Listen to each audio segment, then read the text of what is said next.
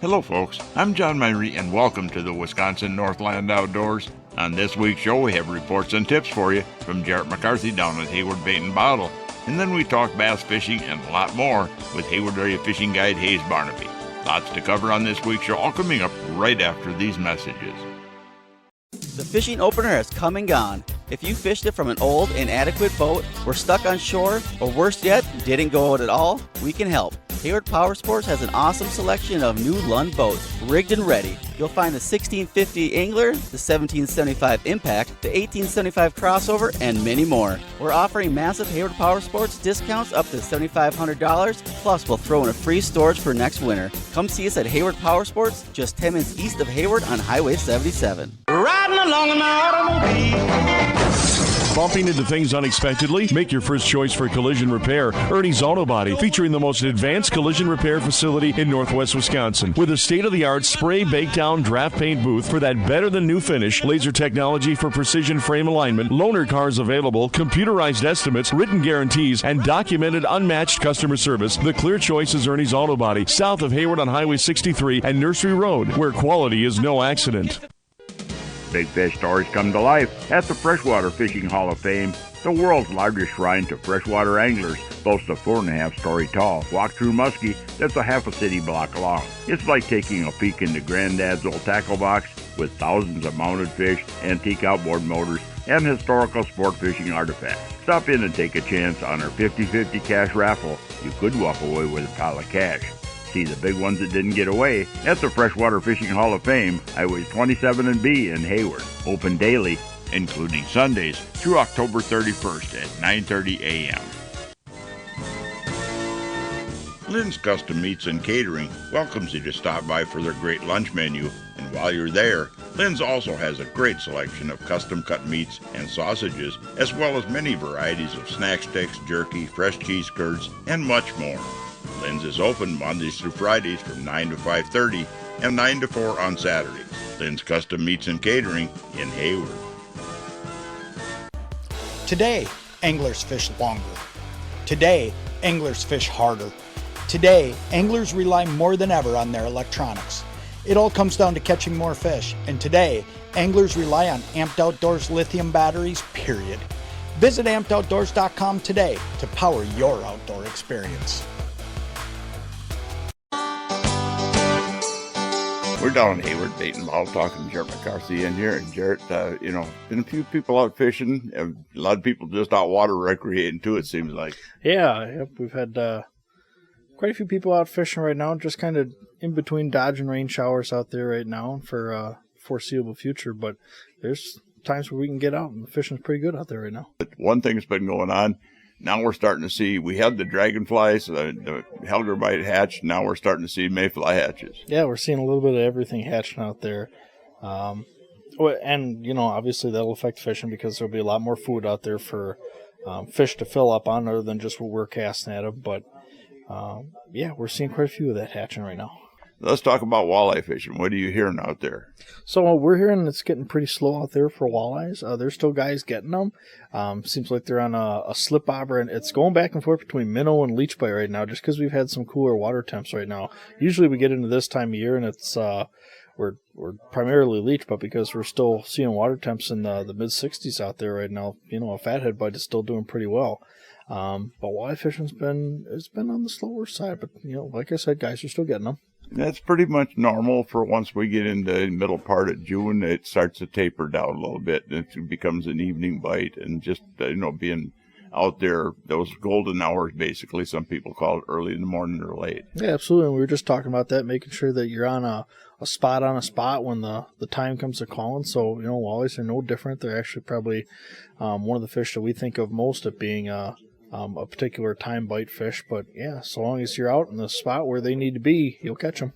And trolling. No, we control all the waters up here, and we never could years ago. But, when you get in that summer bite, I find that sometimes trolling is a better option than anything else. You're just covering a lot of water looking for an active fish. Yeah, you're covering a lot of water, and, when you pull a bait by a fish with that trolling bite, you're not giving that fish a chance to sit and stare at it for a minute or two. You're pulling up by them and you're triggering a reaction strike. So whether or not that fish is really looking for a meal, it's just reaching up and grabbing it because it doesn't want it to go by its face or what have you. So it's a great way to find some active fish out there.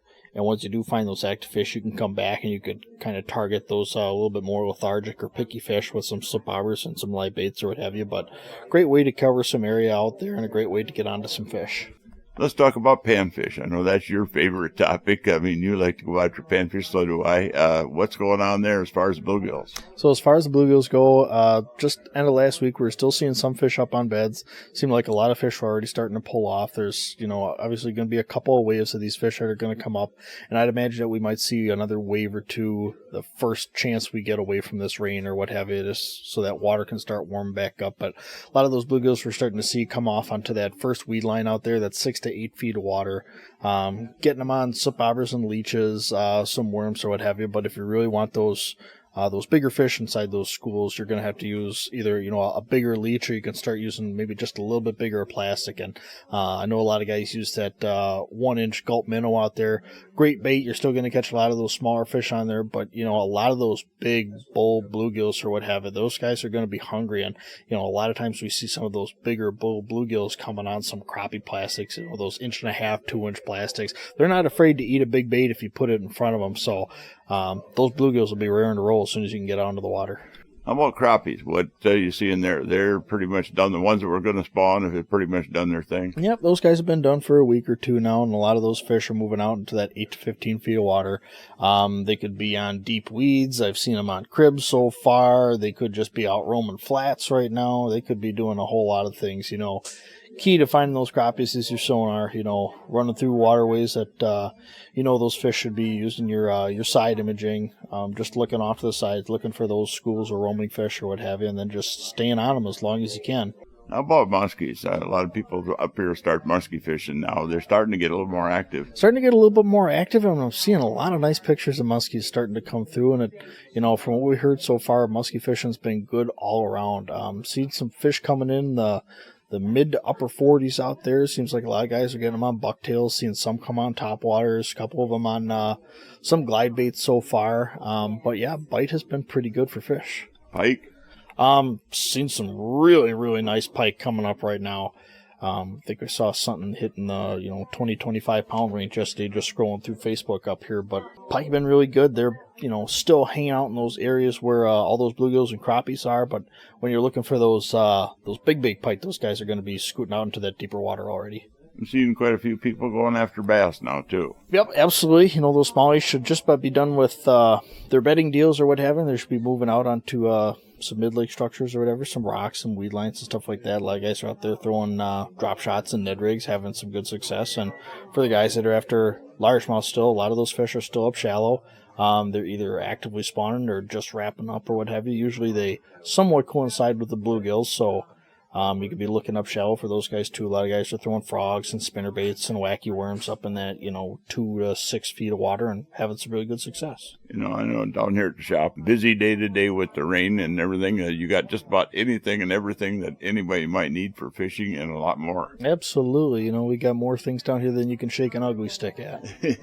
And check out the plastics, the musky baits, huge selection, everything here. Absolutely. Whatever you're looking for, come on in, take a gander. If we don't have it, we'll order it for you. Another thing you guys do real well, too, is information. You've got guys here that fish, and people want to ask questions about presentations, rigging, and even lakes and maybe even locations. Yeah, I think just about everybody that I have on hand right now, they get out and they do some kind of fishing every week. So no matter who you ask, either if they're, just listening to customers coming in or if they're out doing it themselves, we got a lot of great information to offer people coming up.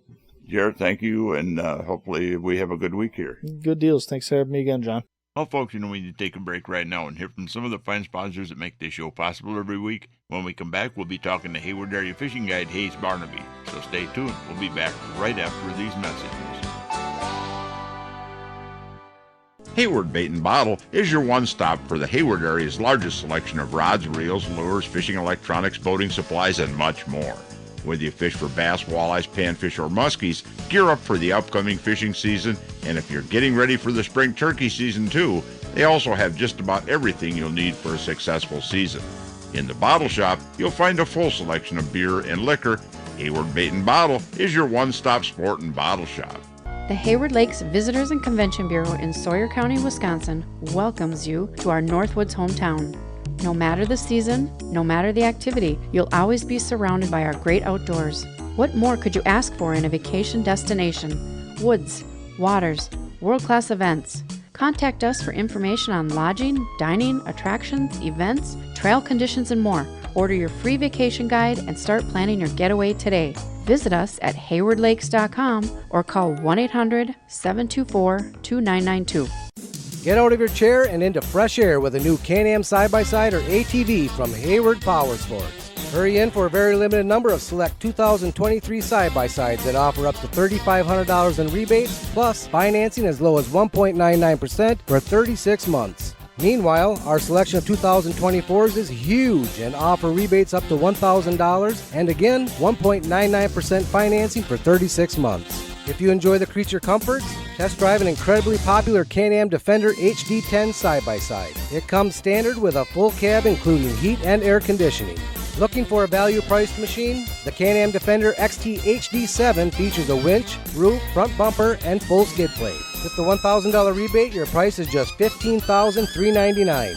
Your new Can-Am side-by-side or ATV is waiting for you at Hayward Power Sports, just 10 minutes east of Hayward on Highway 77. Certain restrictions apply, subject to credit approval. See your dealer for details. Always wear a helmet, never drink and ride. Welcome back to another segment of this week's Wisconsin Northland Outdoors, and this part of the show is brought to you by the Hayward Lakes Visitor and Convention Bureau. For more information on lodging and vacationing here in the Hayward Lakes area, check out their website at haywardlakes.com. Well, folks, one of the guides that get on here from time to time is Hayward Area Fishing Guide and Bass Fishing Guide Haze Barnaby. I had a chance to talk to Haze the other night on the phone about bass fishing and some of the spring fishing and a lot more. Haze, good to have you on the show here this week. Good to be here, John. Good to hear from you. Hope all is well. We've had some big bug hatches going on, and that kind of, makes it tough for some people out there. First, before we get into talking about some presentations and stuff, what kind of tips you got for people out there on how to deal with, when you got these hatches going on? John, when you have we'll use the biggie that has just hit northern Wisconsin in the past week, and that is the mayfly hatch. So this occurs when you have normally a pretty big jump in warmth and a lack of wind. These bugs will start hatching from the mud, not the rocks. Some people think they come out of the rocks. They don't. They come out of mud. And as these bugs come up, all the fish gorge, and it basically fills them and brings fishing to a crawl for, I would say, the next a week to 2 weeks. It makes it pretty tough to compete with even live bait, minnows, leeches, stuff like that. So that's actually what we have going on here mid-June. One thing I've noticed is that a lot of people, when you start seeing them up high in the water column, they've already fed on them. They usually feed on them, I think, as soon as they start emerging out of the mud, especially the walleyes. Correct. Even the smallmouth will do that. And I'm not the biggest walleye fisherman. I'm more known as a bass guy, but we'll do some walleye stuff. But what I will say about the bass and what to look for is kind of look for wind-blown areas that have shallow rock near spawning flats where these hatches are occurring. And then even with visually, if you are fishing around mayflies or if you have, areas with heavy casings, these are all good indicators. And just areas like that to start and break it down. I mean, some of the smallmouth are still on beds. I found some on beds today that were a bit deeper, which is not unusual for this time of the year. They could be on beds for the next week or so. But they're still going to be relating to spawning flat areas this time of the year. And now we're going to really start focusing on topwater this time of the year. Sometimes just outside of them, 8, 9, 10, 12 feet of water, it seems like. Yes. Well, when it comes to bass fishing, a lot of people tend to go things simple. They'll throw a spinnerbait out and crank it straight in, or they'll go to a frog or some kind of a topwater bait. But over the last, 10 years or so, we see all kinds of finesse presentations coming out. I mean, a whole bunch of different tactics and ways about going about and catching, fish on a pretty regular basis. We've always had a plastic worm, which is kind of a finesse presentation, but we're seeing a lot more now. Yeah, I mean, you look at all the bug variations, since we're talking about bug hatches, that you can get for the Ned rig, and even your bug variations for the drop shot, which, could be, sharing the same plastic. And I'm a firm believer, John, and anybody who's listening to this, please listen, that match the hatch. You know what I mean? You have a mayfly hatch. You want to throw brown. You don't want to throw big baits. You don't want to throw fast-moving baits. You want to throw smaller brown baits, and that even laps into your topwater stuff.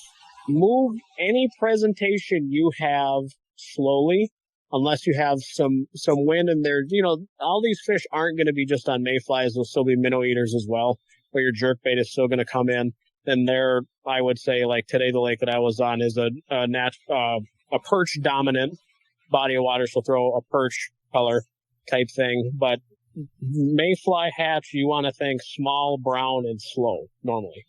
Yeah, well, and you mentioned the word slow, and a lot of people don't know, like you mentioned Ned rig. Ned rig is the one that's an extremely slow presentation. Most people, I think, try it, they fish too fast. You basically want to just drag the thing on the bottom, and once in a while maybe hop it just little tiny hops if you do anything with it. I mean, you hit the nail on the head, John, and then I'll even give the listeners a little secret.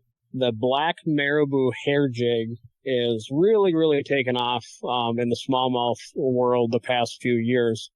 But a tip that not a lot of people know is once the mayfly hatch hits, go to a brown marabou hair jig.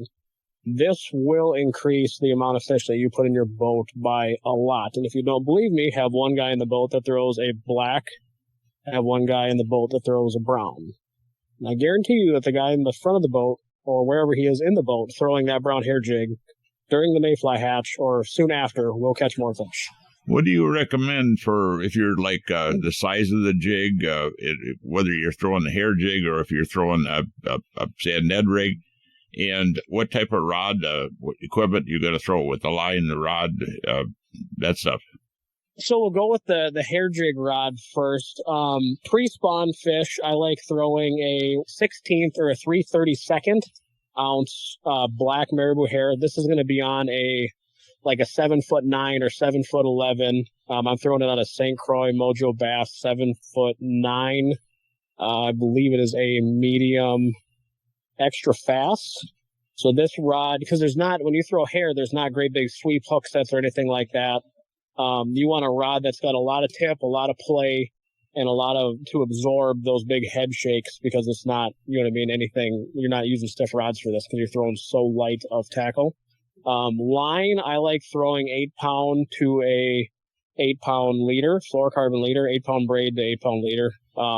You're going to want to stick with a lighter line on your hair jig rod, because you're going to be able to cast that bait out that much further than, say, if you have 10 or 12 on. I mean, even I know guys that will throw like a 4 to 6 down in Green Bay to get it, just absolutely whip it out there. Well, line visibility is a big factor too, especially in the Clearwater lakes where the big smallies are, and that's where the fluorocarbon comes in, I think. Yeah, 100%. And I mean, don't be afraid to have, I've said it before, a 15-foot leader on that fluorocarbon. You're going to think it's a lot, but when you have to retie, fluorocarbon leaders on 8+ rods twice a week, you know what I mean? If you were to have them shorter, you wouldn't have to tie them twice a week, but that's normally what I can get out of a 15-foot fluorocarbon leader is, once every 2 weeks. Yeah, it's a lot easier to tie the knot you tie a bait on than to tie a double uni or whatever type of knot you're going to join the braid to the fluorocarbon with. Yes, I like the FG knot. If anybody looks up the FG knot, you're going to think I'm out of my mind, but the FG knot has the smallest diameter line-to-line actual knot, so therefore it gets through the guides easier and is less stressful on your guides. Say if you have I don't know the word off the top of my head, John, but it's the guides that just kind of slide in insert guide. Yep. Sometimes those will pop out. We'll say on a slip bobber rig when you're pinging the knot for the bobber marker. Sometimes those inserts will knock out. So that's why I like an FG knot, because it's the skinniest profile line to line. Well, folks, we need to take yet another break and hear from even more of the fine sponsors that make this show possible every week. When we come back, we'll have the second part of that talk we had with fishing guide Haze Barnaby. So stay tuned. We'll be back right after these messages. Hey folks, come on over to Hayward Ace Hardware and check out the area's largest selection of firearms, ammo, and accessories. We carry top brands like Browning and Sig Sauer, and we have a great selection of the newest and hard-to-find models. We've got a large selection of ammo with more coming in daily. If you need a scope, we carry great brands like Leupold, Hawk, and EOTech, and we'll even mount it and bore-sight it for you too. We even sell suppressors and silencers. And don't forget to check out our Guns of the Week. Huge discounts on a variety of pistols, rifles, and shotguns that change every week. So stop on in to Hayward Ace Hardware, your firearms superstore. Hayward Ace Hardware, Highway 63 North in Hayward, or give us a call at 715-634-8700. Hayward Animal Hospital is a full-service medical and surgical hospital featuring on-site laboratory, digital and dental x-ray, in-house pharmacy, and online store. Dr. Ostrander has 40 years of experience dealing with illnesses, injuries, surgery, and dentistry. Hayward Animal Hospital offers urgent care appointments and emergency surgery daily. Please call early in the day for these appointments. They open at 8 a.m. Hayward Animal Hospital is located 1 mile east of Hayward on Highway B. Call 715-634-8971. Hey folks, the Log Cabin Store in Northwoods Beach on Highway K between the Big Lakes has groceries, ice, beer, liquor, and pop, and now has all new tackle and bait supplies. All current antiques and household items are now on sale, and all must go to make room for the sport shop. That's at the Log Cabin Store in Northwoods Beach between the Big Lakes. If you'd like to have your time fishing be more enjoyable and productive, hiring a fishing guide can be a good investment. Whether it's learning more about fish patterns throughout the year, learning how to use your depth finder to find the best spots and fish, learn how to use that GPS to get the most out of it, or learn better boat control. A day on the water with a guide can really help you to be a better angler, as well as make a day on the lake very enjoyable. To book a guide trip this year or get more information, you can find us on the internet at www.wiscnorthlandoutdoors.com, and then just click on Area Guides. Welcome back to the last segment of this week's Wisconsin Northland Outdoors. And folks, we're going to jump right back into the second part of that talk we had with fishing guide Haze Barnaby.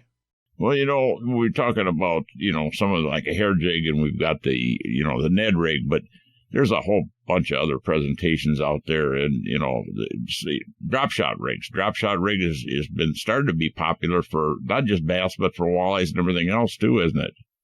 Oh, 100%. Today when I was out on the boat doing a walleye trip, I was, because of this bug hatch and the time of the year that we have, the slip bobber bite was pretty slow. We still got people on fish, but I was coming in behind those with my clients with a drop shot and a leech, and actually didn't even catch one on that today, which was kind of surprising because that's the ultimate finesse rig. But the biggest thing with your drop shots set up this time of the year that I will share is have 2 of them, if you can. Have one with, we'll say, a 8 to 10 inch lead from the hook to the bottom of the sinker, and then have another one with like a 2-foot lead. And what kind of takes place, and I've seen this on cameras, is how I figured it out, is just drifting and watching fish on an aquaview, is some fish will gravitate more towards the weight because it's on the bottom than the bait that's 2 feet above them. So then when I figured that out, I cut my 2-foot leader down and to a 6-inch and immediately started catching fish. So there's another little hot tip for everybody. I know there are guys out there that talk about fishing, 3, 4, even 5-foot leaders on drop shot rig, but that starts to get very difficult to try to cast it, usually, I find. Yeah, I agree. I got a buddy that likes to throw like a 3+ foot drop shot lead, and I don't know, I've caught a lot of fish on, a foot and a half type thing. I feel like that foot is a pretty good in between, but don't keep in the back of your head about that short drop shot, especially around the spawn too. But now as fish suspend, as we have these high ceiling days, these fish are going to suspend more, roam more of the water column, so that's where your longer lead is going to come into a little bit more of a play. Yeah, when you're casting too, you'd be real cognizant of the fact that, you got that longer sinker lead. There's been quite a few depth finder screens cracked with drop shot rigs, I think. Unfortunately, yep. And I mean, with throwing the drop shot, I really won't throw a drop shot, John, further than like 60, 65 feet, because now you're taking away the vertical action of that lure with the line angle. And two, when you have the longer lead, that also comes into play. You know what I mean? So if that wait's out 60 feet, and now, you know what I mean, now your bait's not standing straight up and down. It is now kind of at an angle. It looks a little goofier to the fish. So kind of keep that in mind too. If you don't have the big fancy electronics, which is more than okay, you don't have to have them to go out and catch fish. But just keep that cast a little bit shorter than, you know what I mean, just absolutely winging the thing out and, you know, bringing it back. Well, there's other, you know, we talked about a few presentations here, but, you know, there seems to be new stuff coming out all the time. And, you know, if you're going to get around milfoil and real heavy vegetation, I know one that I've played around with some is a Tokyo rig. That seems to kind of bullet through there, but there's a few other ways. What kind of tips could you give them there for fishing the heavier weeds and stuff? So I'll be honest with you, John, I've played with the Tokyo rig very little. I am still a tried and true, just flipping a Texas rig with now Berkeley owns them, a Berkeley Pit Boss. I would say flipping milfoil, I've caught so many fish on that Berkeley Pit Boss, it's not even funny. Havoc used to own them. They were a little bit more durable, but it outfishes so many more plastics. If you're looking to get into even flipping lily pads down trees, the milfoil, bypass 98% of the plastics on the wall and just go to that Berkeley Pit Boss. Black and blue flake is phenomenal. Any of your like June bug or watermelon red colors, stuff like that, absolutely no-brainers. Try them out. You know, a lot of people fish lily pads and they understand the bass are on lily pads, but, you know, when it comes to milfoil mats and stuff, they really don't like to fish around them. But, you know, some of the best bass catches I've had over the years have been right around these milfoil, big clumps of milfoil, because that's a canopy weed. And there's a lot of fish that hide underneath there because there's just stems and stalks underneath with all the leaves up on the surface bare close to it. So I love that you bring up milfoil, John. You know, a lot of people on the lake associations don't like the milfoil, but what they don't realize, nobody hate me. What they don't realize is that is one of the, if not the best vegetation for cover, fish living in it, and just every species of fish uses milfoil all year round. Yeah. Milfoil is the most underrated, in my opinion. Muskies use it, walleyes use it, bass use it, panfish use it, baitfish uses it. You know what I mean? So I mean, you could go to pull up to milfoil and catch who knows what. Yep, you know, panfish are on it too. You know, and you know the thing is that it unfortunately it can get out of hand and create a hazard where you can't hardly boat through it without winding up your propellers. And I think that's what a lot of people don't like. Right, and I agree. We need to keep the lakes clean. But it hurts sometimes when the whole lake gets wiped out and and you got to go to Plan B. But I get it. We all need to get along and be happy. I believe in controlling it, but I also don't believe in dumping chemicals in the lake either. So. Yep. That's a different topic, John. That's a different topic. We'll talk about that one some other time. Yep, you bet. Well, anyway, Haze, anybody's interested in guide service or wants to go out and maybe look for some good bass fishing, how do they get a hold of you? You can get a hold of me at 715-558-5392. If you want to get out during the week, it would probably be in the afternoon. I'm pretty busy laying stone this time of the year. If not, I am doing guide trips on Saturdays and Sundays. However long you want to go, I'm going to be on the water anyway. Just shoot me a call or a text, and we will go have some fun, and you will learn and have a good time. Well, Haze, I want to thank you greatly for taking the time to share some of that great information with our listeners here. Not a problem, John. I hope you have a good night, and thanks for giving me a buzz. Well, folks, we're about out of time for this week's show. I'd like to remind everyone out there that if you miss a show, go to our website at wnoradio.com. From there, you can link to our podcast site, and the show is also on Spotify and Google Podcasts every week. And also, if you're looking for information on vacationing and lodging here in the Hayward Lakes area, check out the Hayward Lakes Visitor and Convention Bureau website at haywardlakes.com. Thanks for listening, folks. We're out of time, and we'll be back again next week with another interesting show for you. Listen with me, I'm gonna take you there to our Wisconsin outdoors, our Wisconsin outdoors. This program has been produced and hosted entirely by Wisconsin Northland Outdoor Communications. Any and all views expressed are not necessarily those of the station.